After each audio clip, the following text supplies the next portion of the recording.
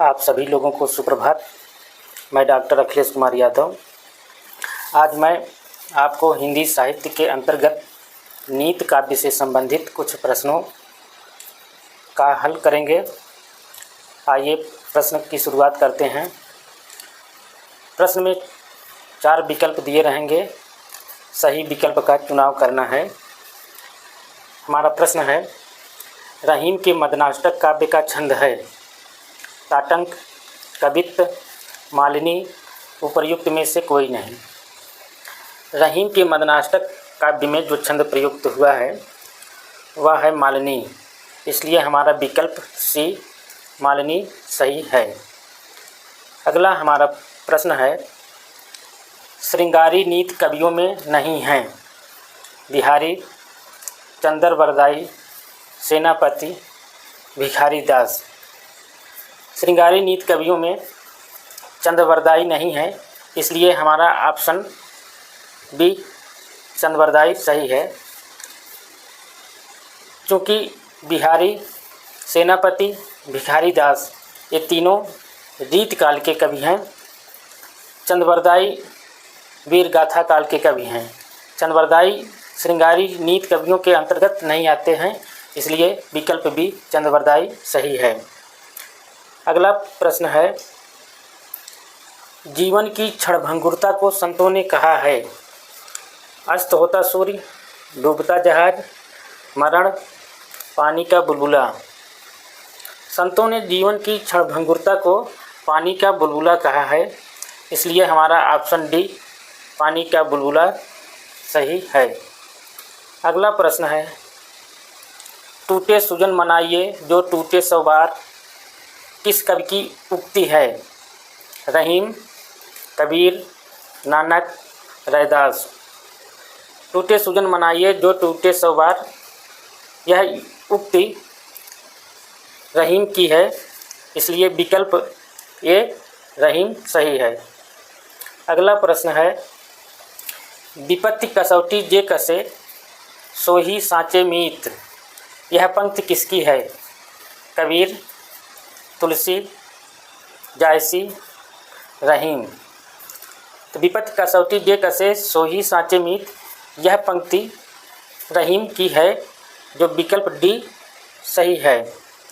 अगला प्रश्न है, रहीम के नीति परक दोहे उनकी किस कृति में संकलित हैं? ए दोहावली, बी मदनाष्टक, सी खेत कौतुकम, डी उपर्युक्त में से कोई नहीं। रहीम के नीति परक दोहे उनकी कृति दोहावली में संकलित है, इसलिए ऑप्शन ए दोहावली सही है। अगला प्रश्न है, निम्नलिखित में से कौन सी रचना रहीम की नहीं है? बरवै रामायण, बरवै नायिका भेद, नगर शोभा, मदनाष्टक। बरवै रामायण रहीम की रचना नहीं है, बल्कि यह तुलसीदास जी की रचना है। रहीम की रचना बरवै नायिका भेद, नगर शोभा, मदनाष्टक है, इसलिए विकल्प ए सही है। अगला प्रश्न है, निम्नलिखित में से कौन सी रचना रहीम की नहीं है? रास पंचाध्यायी, रहीम रत्नावली, प्रेम माधुरी, श्रृंगार सतसई।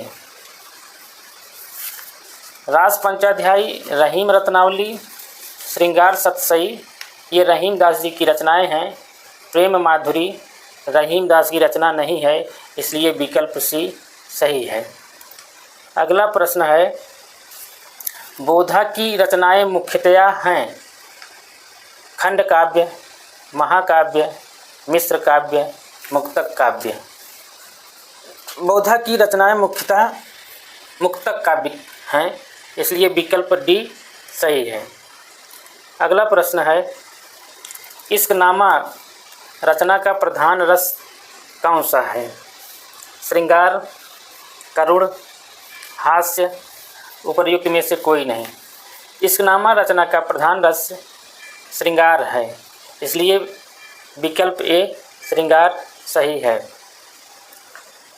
अगला प्रश्न है, विरह वारिस किस रस में लिखा गया काव्य संग्रह है? हास्य रस, विप्रलंभ, श्रृंगार रस, वीर रस, विवध रस। विरह वारिस या बोधा द्वारा लिखा गया काव्य है। इसमें विप्रलंभ श्रृंगार रस का प्रयोग किया गया है, इसलिए ऑप्शन डी सही है।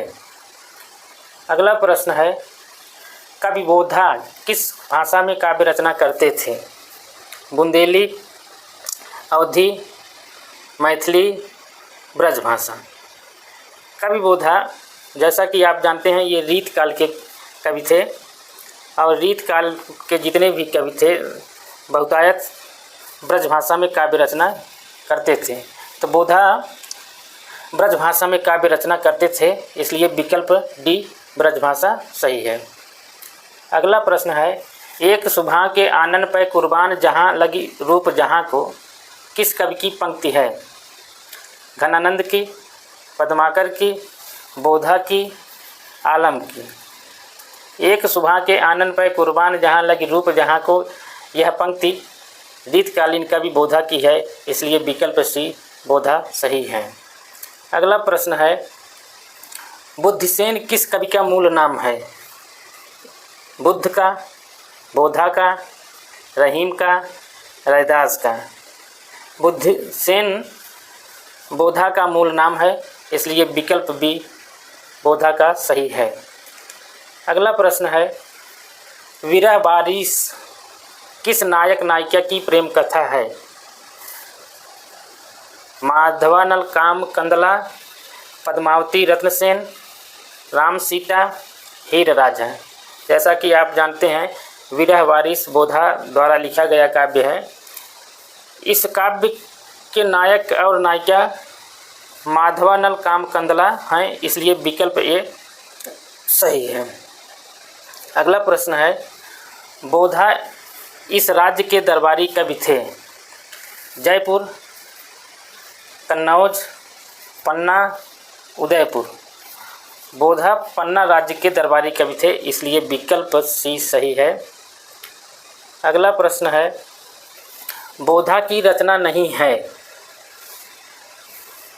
फूलमाला, बाग वर्णन, पक्षी मंजरी, भाव विलास।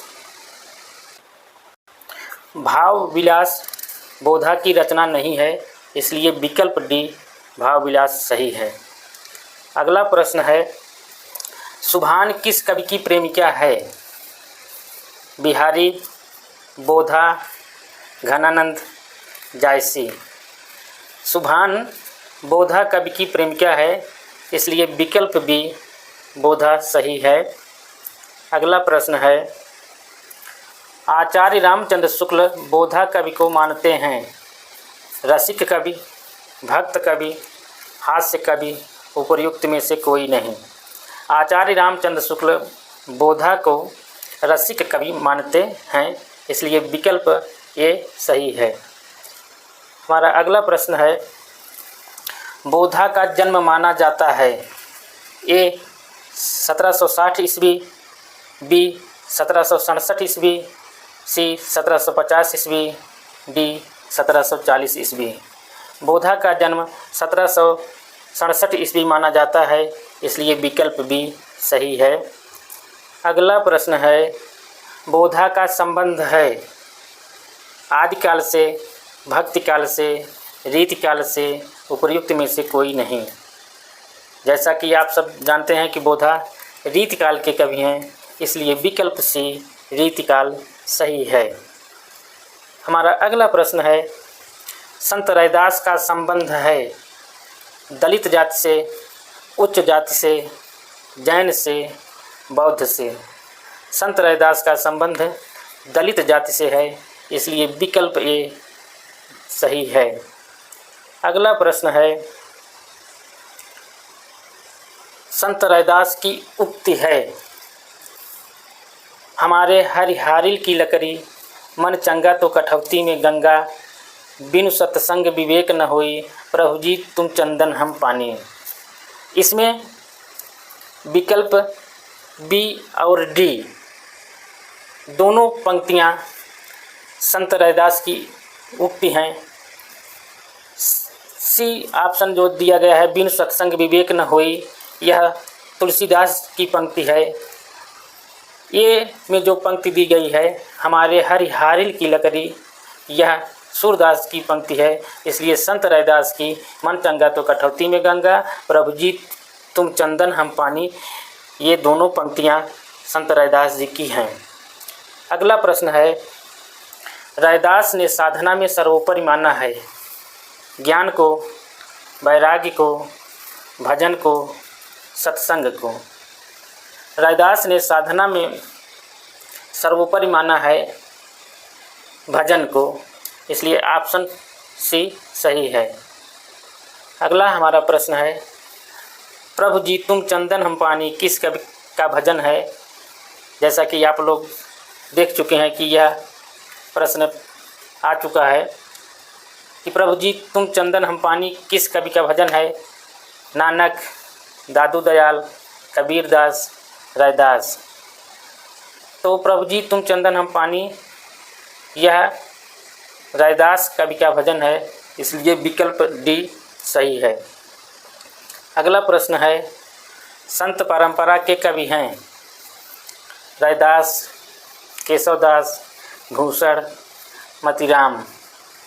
संत परंपरा के कवि रैदास हैं, इसलिए विकल्प ए सही है। केशवदास, भूषण, मतीराम ये रीत काल के कवि हैं। हमारा अगला प्रश्न है, भक्तमाल में रैदास को पूर्व जन्म में किस जाति का बताया गया है। बनिया, चमार, ब्राह्मण, ठाकुर। भक्तमाल में रैदास को पूर्व जन्म में ब्राह्मण जाति का बताया गया है, इसलिए विकल्प सी सही है। हमारा अगला प्रश्न है, वृंद कवि की रस संबंधी रचना है ऋतु संहार, भाव पंचाशिका, खट ऋतु, विक्रम सतसई। वृंद कवि की रस संबंधी रचना है भाव पंचाशिका, इसलिए विकल्प बी सही है। अगला प्रश्न है, धन्ना भगत किस कवि के समकालीन हैं। जायसी, केशवदास, रैदास, विद्यापति। धन्ना भगत रैदास कवि के समकालीन हैं, इसलिए विकल्प सी रैदास सही है। हमारा अगला प्रश्न है, रामानंद किस कवि के गुरु थे। तुलसीदास, रैदास, सूरदास, जायसी। रामानंद रैदास कवि के गुरु थे, इसलिए विकल्प बी सही है। अगला प्रश्न है, कबीर के समकालीन कवि हैं रैदास, केशवदास, विद्यापति, भूषण। कबीर के समकालीन कवि रैदास हैं, इसलिए विकल्प ए सही है। हमारा अगला प्रश्न है, रज्जब कवि ने किस छंद में रचना की है। वर्णिक, मात्रिक, कठोर, वर्णिक और मात्रिक। रज्जब कवि ने वर्णिक और मात्रिक दोनों में रचना की है, इसलिए विकल्प डी सही है। अगला प्रश्न है, कवि रज्जब की काव्य भाषा है अवधी, पंचमेल खिचड़ी, मैथिली, ब्रज।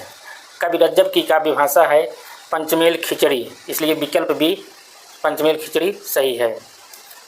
अगला प्रश्न है, डॉक्टर ब्रजलाल वर्मा ने रज्जब साधना और उपासना का नाम दिया है भक्ति योग, विरह योग, ज्ञान योग, कर्म योग। डॉक्टर ब्रजलाल वर्मा ने रज्जब साधना और उपासना का नाम दिया है विरह योग, इसलिए विकल्प बी सही है। अगला प्रश्न है, दादू दीन दयाल गुरु सो मेरे सिर मौर, यह उक्ति किस कवि की है। नानक, कमाल, रज्जब, कबीर। दादू दीन दयाल गुरु सो मेरे सिर मौर, यह उक्ति कमाल कवि की है, इसलिए विकल्प बी कमाल सही है। हमारा अगला प्रश्न है, रहीम ईश्वर को किस रूप में देखते हैं? सखा, मालिक, आराध्य, प्रियतम। रहीम ईश्वर को प्रियतम रूप में देखते हैं, इसलिए विकल्प डी प्रियतम सही है। अगला प्रश्न है, माया पानी दूध मन मिले सुमुहकम बंधि। माया पानी दूध मन मिले सुमुहकम बंधि किस कवि की पंक्ति है? कबीर, रज्जब, दादू दयाल, कमाल। माया पानी दूध मन मिले सुमुहकम बंधि यह कबीर की पंक्ति है, इसलिए विकल्प ए सही है, कबीर। अगला प्रश्न है, स्वांग को अंग किस रचना का अंश है? गुरबानी का, रज्जब बानी का, सतसई का, उपर्युक्त में से कोई नहीं।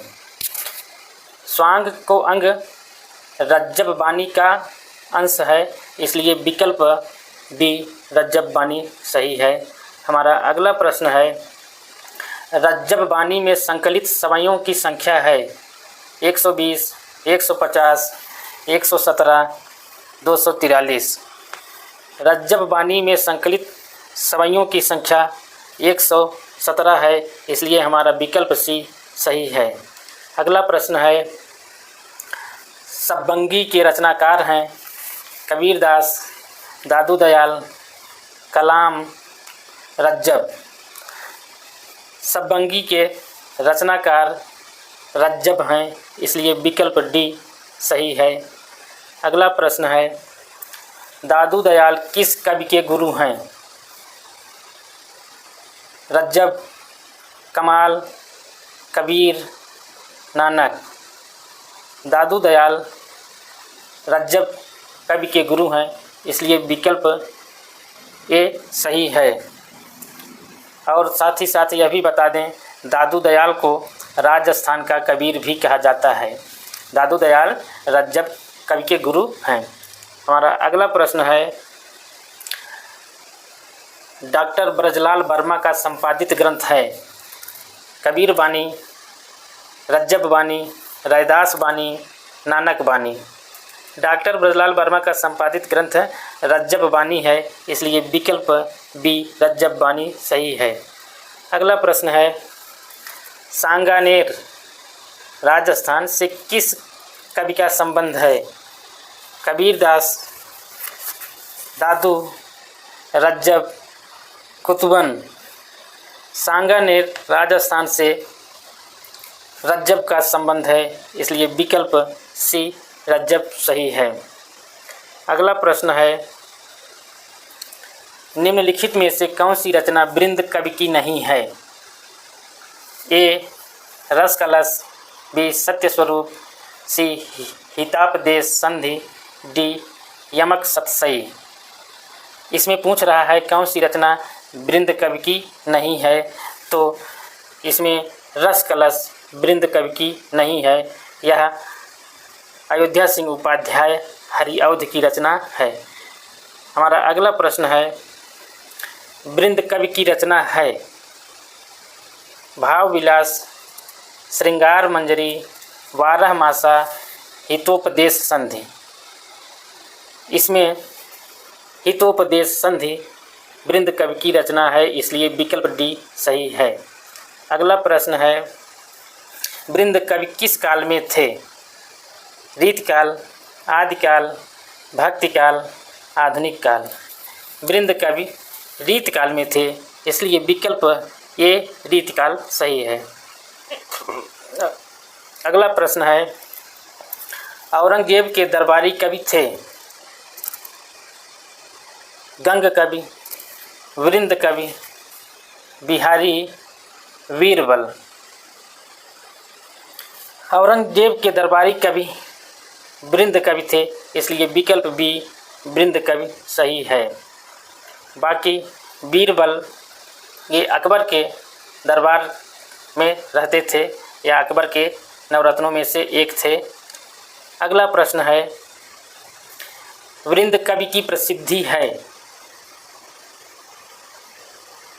हास्य काव्य हेतु, वीर रस प्रधान काव्य हेतु, नीत काव्य हेतु, उपर्युक्त में से कोई नहीं। इसमें प्रश्न पूछ रहा है कि बृंद कवि की प्रसिद्धि है हास्य काव्य हेतु, वीर रस प्रधान काव्य हेतु, नीत काव्य हेतु, उपयुक्त में से कोई नहीं है। तो वृंद कवि की प्रसिद्धि नीत काव्य हेतु है, इसलिए विकल्प हमारा सी सही है। अगला प्रश्न है, वृंद कवि का किस रचना से संबंध नहीं है। यानी यह प्रश्न पूछ रहा है कि वृंद कवि की कौन सी रचना इसमें से नहीं है। ए नयन पचीसी, बी रूप विलास, सी पवन पचीसी, डी यमक सतसई। तो नयन पचीसी, पवन पचीसी, यमक सतसई यह वृंद कवि की रचना है। रूप विलास वृंद कवि की रचना नहीं है, इसलिए विकल्प भी सही है। अगला प्रश्न है, कवि वृंद का पूरा नाम था। वृंदावन दास, वृंदपति, वृंदादास, नामदास। कवि वृंद का पूरा नाम वृंदावन दास था, इसलिए विकल्प ए सही है। अगला प्रश्न है, बिहारी की रचना है ऋतु संहार, भाव विलास, कामायनी, सतसई। बिहारी रीतिकाल के सर्वश्रेष्ठ कवि माने जाते हैं।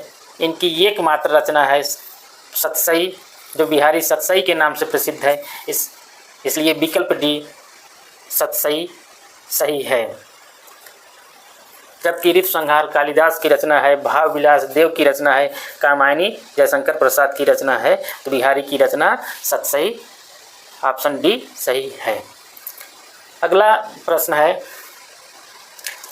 कवि वृंद की रस शास्त्र से संबंधित कृति है। मतलब इसमें यह बताना है कि कवि वृंद की रस से संबंधित कौन सी रचना है। भाव पंचाशिका, ऋतु संहार, खट ऋतु, विक्रम सतसई। कवि वृंद की रस शास्त्र से संबंधित कृति भाव पंचाशिका है, इसलिए विकल्प ए सही है। अगला प्रश्न है, कौन सी कवि वृंद की रचना नहीं है। भाव पंचाशिका, रूप विलास, श्रृंगार शिक्षा, वृंद सतसई।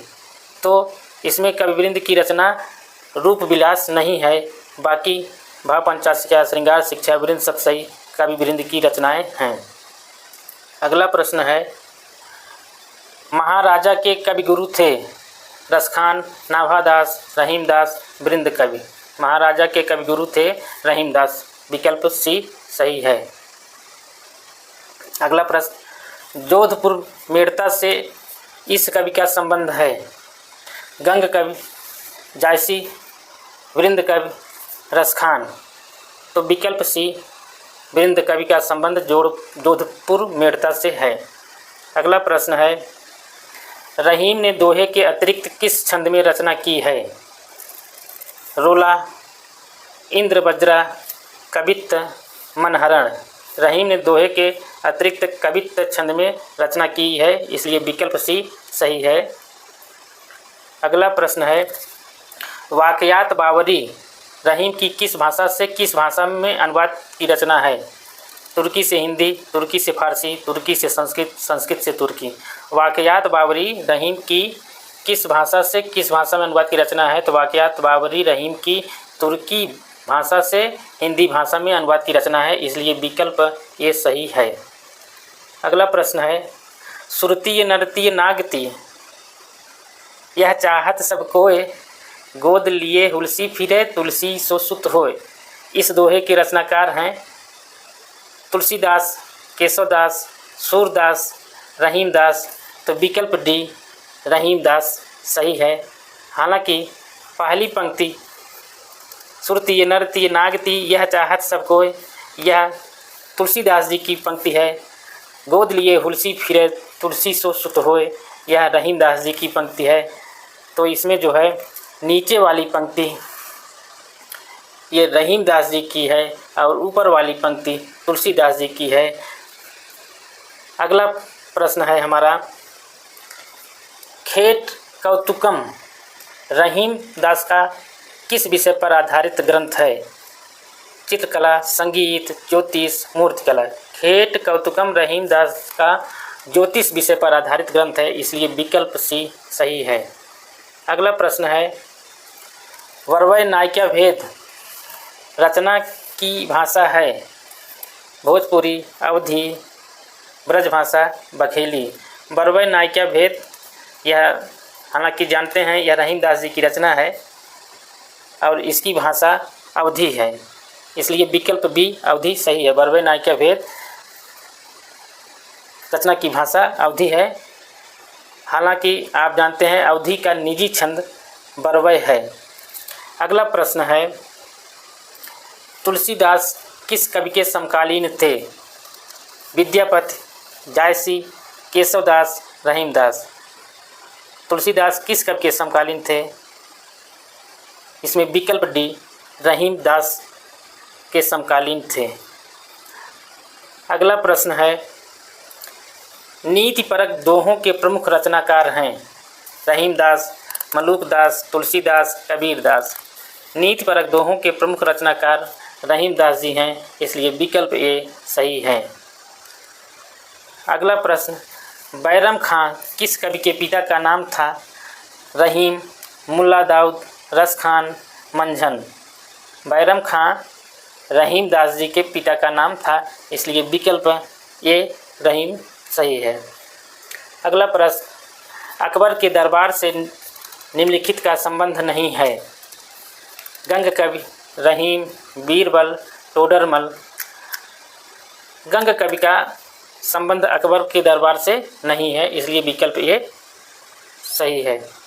अगला प्रश्न, नवरत्नों में नाम था? कबीर का, जायसी का, रहीम का, रैदास का। नवरत्नों में नाम था रहीम का, इसलिए विकल्प सी सही है। अकबर के दरबारी कवि थे? सूरदास, रहीम, तुलसीदास, मीरा। अकबर के दरबारी कवि थे रहीम, इसलिए विकल्प भी सही है। उरग तुरग नारी नृपति नीच जात हथियार, रहीमन इन्हें संभारिए पलटल लगय नवार। यहाँ उरग शब्द से आशय है घोड़ा, सर्प, स्त्री, छोटे विचार वाला।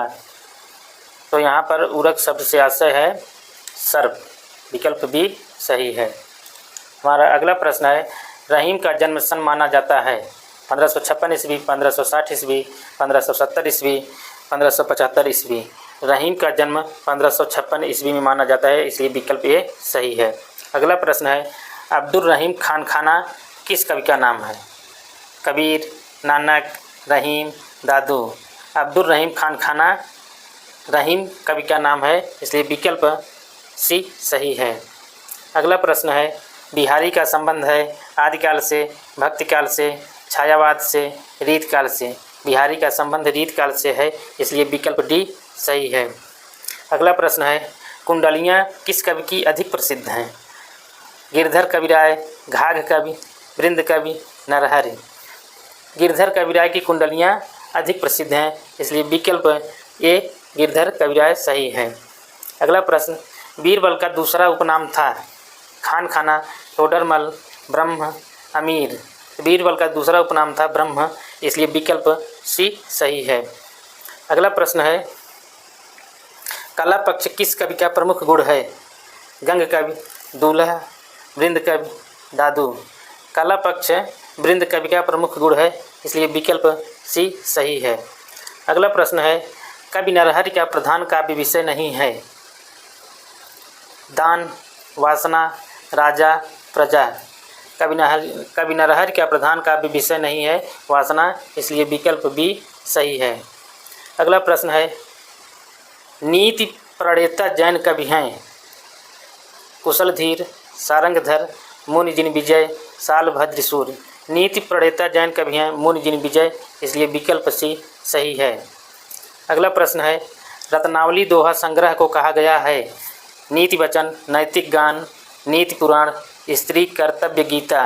रत्नावली दोहा संग्रह को नीति वचन कहा गया है, इसलिए विकल्प ए सही है। अगला प्रश्न, कवि छीहल का संबंध है आशु कवि के रूप में, नीत कवि के रूप में, कथाकार के रूप में, नाटककार के रूप में? कवि छीहल का संबंध है नीत कवि के रूप में है, इसलिए विकल्प भी सही है। अगला प्रश्न है, आध्यात्मिक नीति का प्रभाव है वीर गाथा काल में, छायावाद में, प्रगतिवाद में, कृष्ण भक्त कवियों में? आध्यात्मिक नीति का प्रभाव है कृष्ण भक्त कवियों में, इसलिए विकल्प डी सही है। अगला प्रश्न है, नीत काव्य में निम्न कवि नहीं हैं। केशवदास, रज्जब, रैदास, रहीम। केशवदास नीति काव्य में नहीं है, इसलिए विकल्प ए सही है। अगला प्रश्न है, विश्वकोश किस ग्रंथ का दूसरा नाम है? रामायण, श्री रामचरितमानस, महाभारत, बरवय रामायण। महाभारत का दूसरा नाम विश्वकोश है, इसलिए विकल्प सी महाभारत। विश्वकोश महाभारत ग्रंथ का दूसरा नाम है। अगला प्रश्न है, आचार्य रामचंद्र शुक्ल के अनुसार नीत काव्य में यह विधा नहीं है। पद्य, नाटक, काव्य, सूक्ति। आचार्य रामचंद्र शुक्ल के अनुसार नीत काव्य में नाटक विधा नहीं है, इसलिए विकल्प बी सही है। अगला प्रश्न है, नीति का भेद नहीं है। अर्थनीति, मोक्षनीति, धर्मनीति, राजनीति। नीति का भेद राजनीति नहीं है। अगला प्रश्न है, नीति शब्द निर्माण में संस्कृत की धातु नी का आशय है। नीति शब्द निर्माण में संस्कृत की धातु नी का आशय है। ले जाना, आना, बैठाना, नीचा करना। विकल्प ए ले जाना सही है। अगला प्रश्न है, अन्योक्ति कल्पद्रुम के रचनाकार हैं रैदास, दीनदयाल गिरि, नरहरि, मलुकदास। अन्योक्ति कल्पद्रुम के रचनाकार दीनदयाल गिरि हैं, इसलिए विकल्प बी सही है। अगला प्रश्न है, नीतिकार कवियों में कला पक्ष इस कवि का प्रबल है। रहीमदास, कबीरदास, वृंद कवि, गंग कवि। विकल्प ए रहीमदास। अगला प्रश्न है, नरहर कवि की रचना है राजनीति, नीति शतक, छप्पय नीति, कवितावली। नरहर कवि की रचना है छप्पय नीति, इसलिए विकल्प सी सही है। अगला प्रश्न, नीति में धर्म के आचरण का कवि किसे कहा जा सकता है? कमाल को, पीपा को, रैदास को, तुलसीदास को। नीति में धर्म के आचरण का कवि तुलसीदास को कहा जा सकता है, इसलिए विकल्प डी सही है। अगला प्रश्न है, कथानक शैली में इनमें से कौन सा काव्य नहीं लिखा गया? नीति काव्य, भक्ति काव्य, छायावादी काव्य, उपर्युक्त में से कोई नहीं। कथानक शैली में नीति काव्य नहीं लिखा गया है, इसलिए विकल्प ए सही है। अगला प्रश्न है, नीति शतक के रचनाकार हैं सारंगधर, भट्ट लुल्लट, आर्यभट्ट, भर्तृहरि। नीति शतक के रचनाकार हैं भर्तृहरि, इसलिए विकल्प डी सही है। अगला प्रश्न है, नीति काव्य मूलतः किस भाषा के ग्रंथों से प्रेरित है? हिंदी, संस्कृत, अंग्रेजी, उर्दू। नीति काव्य मूलतः संस्कृत भाषा के ग्रंथों से प्रेरित है, इसलिए विकल्प बी सही है। अगला प्रश्न है, औपदेशिक काव्य कहा जाता है गद्य काव्य को, खंड काव्य को, नीति काव्य को, रीति काव्य को। नीति काव्य को औपदेशिक काव्य कहा जाता है, इसलिए विकल्प सी सही है।